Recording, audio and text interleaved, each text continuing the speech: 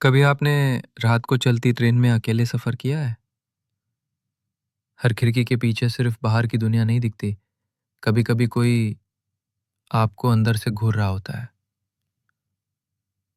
ये कहानी है एक ऐसी बोगी की जो सरकारी रिकॉर्ड में नहीं है, लेकिन रात 12 बजे वो फिर किसी को चढ़ा लेती है। अब कहानी शुरू होती है रात के ठीक 11:57 पर। समीर ने लखनऊ से चलने वाली पुरानी पैसेंजर ट्रेन पकड़ी। उसके पास कंफर्म रिजर्वेशन था, 13 नंबर बोगी, सीट 37। जब वो बोगी में चढ़ा तो चौंका। पूरी बोगी खाली थी, एक भी मुसाफिर नहीं। सीटों पर जमी धूल, टूटे हुए हैंडल और एक धीमा चलता हुआ पंखा। बोगी में वक्त थमा हुआ लग रहा था। उसने सोचा शायद बाकी यात्री अगले स्टॉप से चढ़ेंगे, लेकिन ट्रेन चल पड़ी और बोगी फिर भी खाली रही। कुछ देर बाद टीटी आया। उसने समीर को घूरा और बुझे हुए स्वर में बोला, लोग इस बोगी से रिजर्वेशन कैंसिल करवा लेते हैं, तुम कैसे टिके रह गए? मैं भूतों से नहीं डरता। टीटी कुछ बोले बिना चला गया। नया मेहमान। समीर जैसे ही चपकी लेने गया, एक धीमी सी आवाज कानों में पड़ी, ये बोगी चलती नहीं, खींचती है। उसने इधर उधर देखा, कोई नहीं था, लेकिन उसकी सीट के पीछे किसी ने हल्के से दस्तक दी थी। सीट मेरी है। वो लगता है बोगी के आखिर में किसी के चलने की आवाज आई, लेकिन वहां कोई नहीं था। शीशे पर एक परछाई, फिर गायब। उसने सीट बदल ली, लेकिन आवाजें पीछा करती रहीं। सीट छोड़ो, मेरी है। समीर ने फोन निकाला। कोई सिग्नल नहीं था। उसने टॉर्च चलाई। स्क्रीन ब्लैक हो गई। सना स्क्रीन पर लिखा आया, वेलकम बैक। लेकिन ये तो नया फोन था। चलती ट्रेन में बोगी का दरवाजा खुद ब खुद खुला।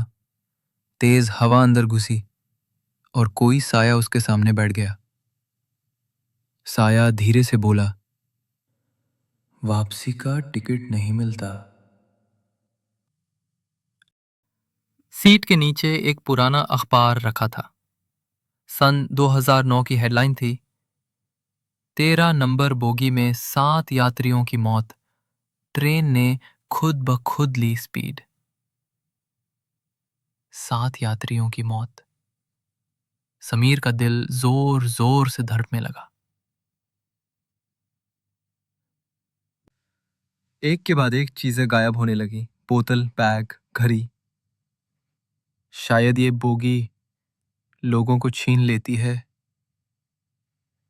उसने आंखें बंद की और महसूस किया जैसे कोई उसके ठीक पीछे खड़ा है। सुसरुए। नींद में समीर ने सपना देखा। वही 7 लोग जिनकी मौत हुई थी उसे घेर कर बोले, अब तुम 8वां हो।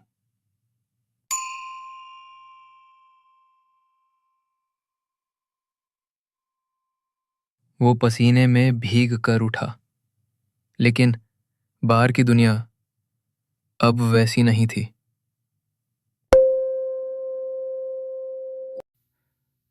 घड़ी में समय 2:13 पर अटक गया था। बोगी का पंखा भी थम चुका था। समीर ने खिड़की से देखा। ट्रेन रुकी नहीं थी, लेकिन बाहर सब कुछ स्थिर था। ट्रेन की सीट के पीछे पुराने जले हुए टिकट फंसे थे। हर टिकट पर एक ही नाम, समीर शर्मा। हर बार अलग तारीख। उसने एक टिकट उठाया। तारीख थी 16 जुलाई 2009। ये तो जिस दिन हादसा हुआ था। टीटी फिर लौटा, लेकिन अब वो इंसान जैसा नहीं लग रहा था। उसकी आंखें सफेद थीं, आवाज भारी और धुंधली। अब तुमको रुकना होगा, अगली बारी तुम्हारी है। समीर ने भागने की कोशिश की, लेकिन दरवाजा जाम हो गया। बोगी में मौजूद हर खिड़की पर अब किसी का चेहरा उभर आया था। हर चेहरा जला हुआ, विरूपित, लेकिन आंखें जिंदा। ये मैं ही हूं। हर चेहरा समीर का ही था, अलग अलग अवस्था में। एक घायल, एक डर के मारे चीखता हुआ, और एक खामोशी से हंसता हुआ।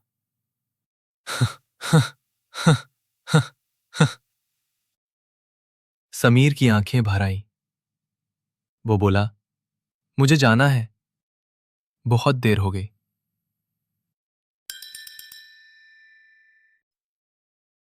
बोगी की लाइटें एक एक कर बंद होने लगी। अब सिर्फ इमरजेंसी रेड लाइट जल रही थी। हर रोशनी के साथ एक चेहरा नजदीक आ रहा था, और फिर अंधेरा। अब बस अंधेरा ही बाकी है। अगली सुबह जब ट्रेन गोरखपुर पहुंची, 13 नंबर बोगी ट्रेन से जुड़ी ही नहीं थी। टीटीई ने भी रिपोर्ट किया, ऐसी कोई बोगी आज लगी ही नहीं थी। लेकिन सीसीटीवी में समीर ट्रेन चढ़ते हुए दिखा, पर कभी उतरते नहीं देखा गया। उसकी मां को अगले दिन एक टिकट मिला, जला हुआ, लेकिन नाम साफ लिखा था, समीर शर्मा, वापसी नहीं होती।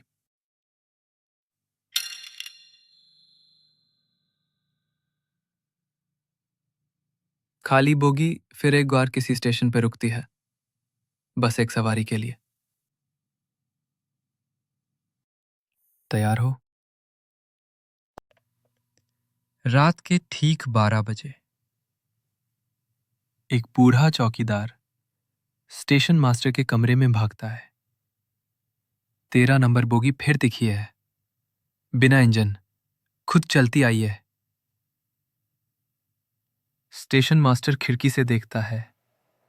बोगी प्लेटफॉर्म से होकर गुजरती है, लेकिन साया कोई नहीं। लेकिन खिड़की से कोई झांक रहा था। कुछ लोगों का मानना है समीर कभी था ही नहीं। लेकिन हर साल उसी दिन टिकट काउंटर पर एक आदमी आता है।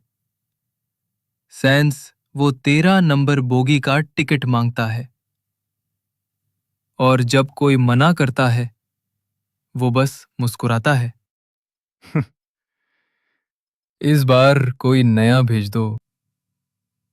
खाली बोगी आज भी चलती है, पुराने रूट्स पे, पुराने टिकट के साथ।